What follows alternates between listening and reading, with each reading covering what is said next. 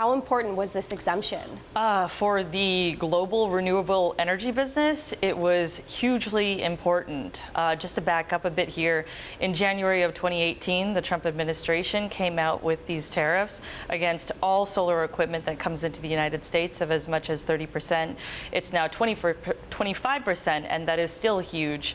4 months ago, the Trump administration came out and said that they were willing to carve out this exemption for bifacial solar panels. These panels are ones that generate electricity on both sides of the panel as opposed to just one.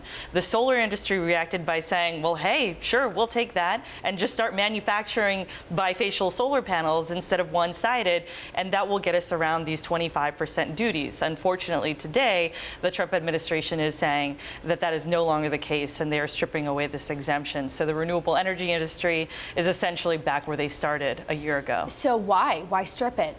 So the trade representative put out a notice today to say that after they had created this exemption 4 months ago, they went back and looked at the impact on the industry, saw that there were some manufacturers in the United States who were raising complaints about how this would affect their leg up in the domestic manufacturing business, and decided after reassessing it that this exemption was not in the best interest of the U.S.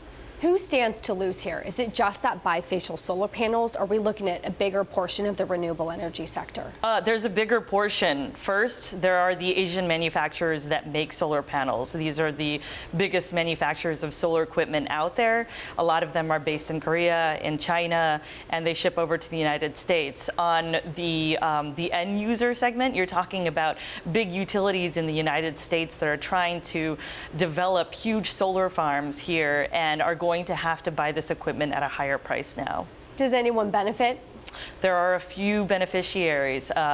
They are the ones that have U.S. factories. So after the Trump administration imposed these tariffs in January of 2018, a lot of companies came out with announcements saying, all right, we'll build factories here in the United States. We'll make our solar panels here. Those were the same companies that were pretty disappointed to see that there was an exemption carved out that would have those Asian manufacturers supplying instead. So those would be the beneficiaries of those exemptions being stripped away.